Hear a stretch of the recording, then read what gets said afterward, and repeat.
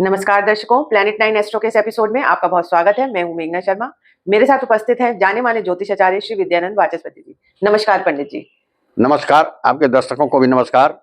दर्शकों, जैसे कि हमारी सीरीज चल रही है कि हम दिसंबर महीने का मासिक राशिफल बता रहे हैं, इस बार हम पंडित जी से जानकारी लेंगे कि धनु राशि के जातकों के लिए दिसंबर का महीना कैसा रहेगा। धनु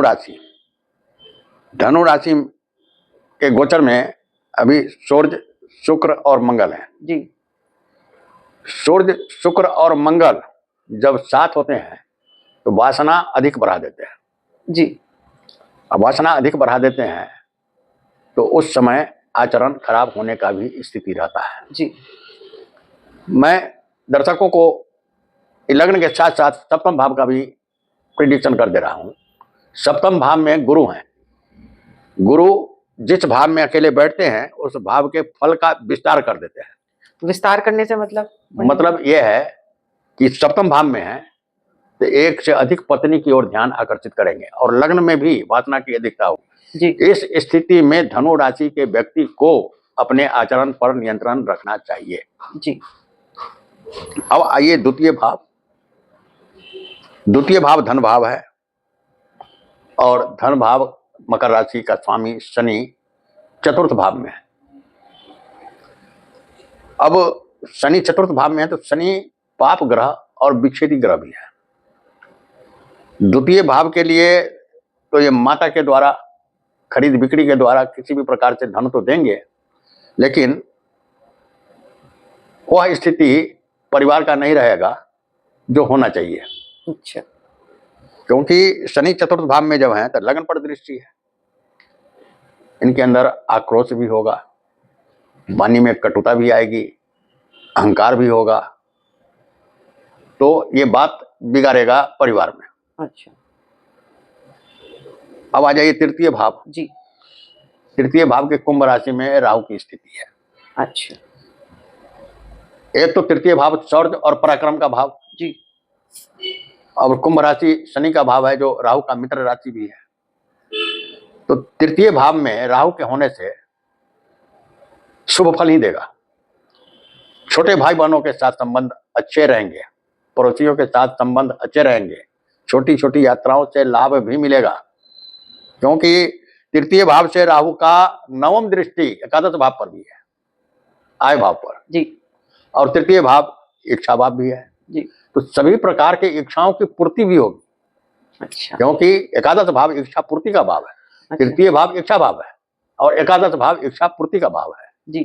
और दृष्टि एकादश भाव पर भी है। अच्छा। तो सभी प्रकार के इच्छाओं की पूर्ति होगी राहु के तृतीय भाव में होने से। अच्छा। अब आइए चतुर्थ भाव जो कुछ घर का सुख का भाव, घर का सुख का भाव है जी।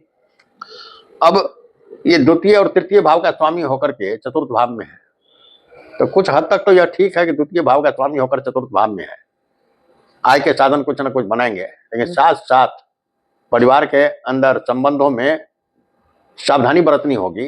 अच्छा। नहीं तो आपसी क्लेश भी हो सकते हैं। साथ ही यहाँ से लग्न पर दृष्टि होने के कारण अहंकार भी हो सकता है, प्रमाद भी हो सकता है, तो घर के अंदर क्लेश पैदा होगा। तो नियंत्रित रहें। अच्छा रहेगा कि कुछ ऐसी वाणी और ऐसे काम का प्रयोग न करें जो घर के लोगों को अच्छा नहीं लगे। अच्छा। क्योंकि शनि विच्छेदी ग्रह है जी। ये विच्छेद भी करेगा, घर के सुख, माता के सुख, वाहन के सुख से अलग भी कर सकता है अगर अपने आप को संयमित न रखें तब। पंचम भाव मेष राशि का है। मेष राशि का स्वामी ये मंगल हाँ जी, लग्न में है। अच्छा। पंचम भाव का स्वामी मंगल लग्न में है। तो मंगल साहस का ग्रह है जी, शक्ति का ग्रह है जी।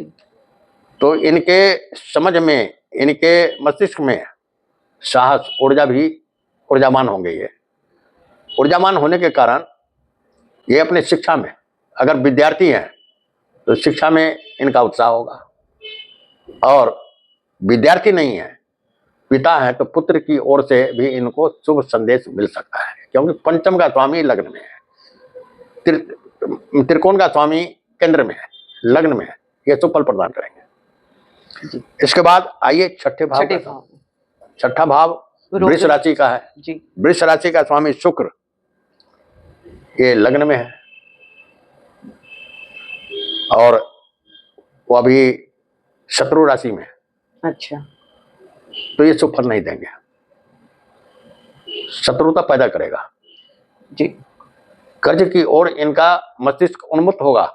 अच्छा, तो मतलब कुछ कार्य करने के लिए और कर्ज लिया जाए ताकि कार्य हाँ, सरलता से हो जाए। और रोग की भी उत्पत्ति हो सकती है।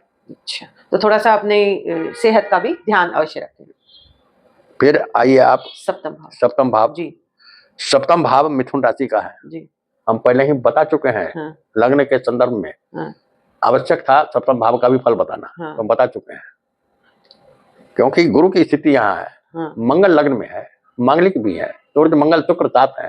हाँ। वासना की अधिकता दे रहा है। अच्छा। और मंगल लग्न में होने के कारण मांगलिक दोष भी उत्पन्न हो जाता है। जी। तो वैवाहिक जीवन भी अच्छा नहीं रहता। और पार्टनर के साथ कैसा रहेगा? पार्टनर के साथ भी विभेद ही रहेगा। अच्छा। वहां भी अविश्वास होगा, पत्नी से भी अविश्वास प्राप्त होगा और पति से भी अविश्वास प्राप्त होगा। जी। तो ये सप्तम भाव का फल अच्छा नहीं दे रहा है। अच्छा, तो अष्टम भाव का। अब अष्टम भाव आ जाइए, कर्क राशि का है। जी। इसमें कोई निश्चित फल नहीं कहा जा सकता है। चंद्रमा के गोचर के हिसाब से 2-2.25 दिन में, 2.5 दिन में एक राशि पार करते हैं, तो इसको नहीं कहा जा सकता है परमानेंट। अगर जन्म मतलब जन्म के समय जन्मपत्री में अगर हो तो कहा जा सकता है, लेकिन गोचर में नहीं कहा जा सकता है। अच्छा, फिर भी वैसा कैसे रहेगा दिसंबर का महीना? अब दिसंबर का महीना गोचर में, मान लीजिए कि दिसंबर के शुरू में चंद्रमा गोचर में कर्क राशि में ही रहेंगे, तो फिर ये तो अच्छा फल देंगे ही, लेकिन इसके बाद और भी जगह जब विचरण करेंगे। हाँ, तो मिश्रित सफल देते हैं, क्योंकि चंद्रमा जल्दी जल्दी हाँ। गति से चलते हैं, तो जब अच्छे उस पे आते हैं तो शुभ देंगे और हाँ। खराब उस पे भाव में जाएंगे तो अशुभ देंगे। जी जी जी। अब आ जाइए नवम भाव। नवम भाव सिंह राशि का है। सिंह राशि का स्वामी सूर्य लग्न में, मित्र राशि में है, गुरु की दृष्टि है उस पर, तो नवम भाव का शुभ फल ही प्राप्त होगा। जी।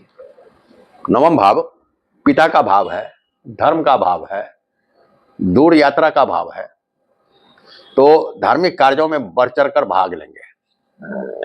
धार्मिक यात्रा भी कर सकते हैं, पिता की ओर से सहयोग भी प्राप्त हो सकता है। अच्छा। अब आ जाइए दसम भाव पर। जी। दसम भाव कन्या राशि का है, जिनका स्वामी बुध है। जी। अब बुध द्वादश भाव में है, बुध द्वादश में 12वें भाव में है जी। और वो अभी शत्रु राशि में है, तो कार्य में गड़बड़ी होगी। व्यवसाय करते होंगे तो उसमें अवनति भी हो सकती है, सामाजिक प्रतिष्ठा भी जा सकता है।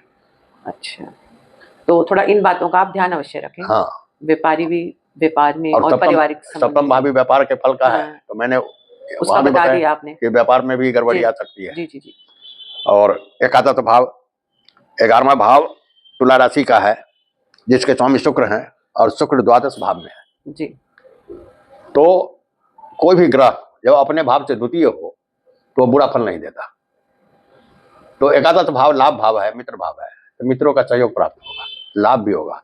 और ऐसे भी शुक्र जब द्वादश भाव में होते हैं तो शुभ फल ही देते हैं। अच्छा। इसलिए यहाँ लाभ भी देगा, मित्रों का सहयोग भी प्राप्त होगा। अब आ जाते हैं हम द्वादश भाव पर, 12वें भाव पर। 12वां भाव वृश्चिक राशि का है। वृश्चिक राशि का स्वामी मंगल जो है तो लग्न में है।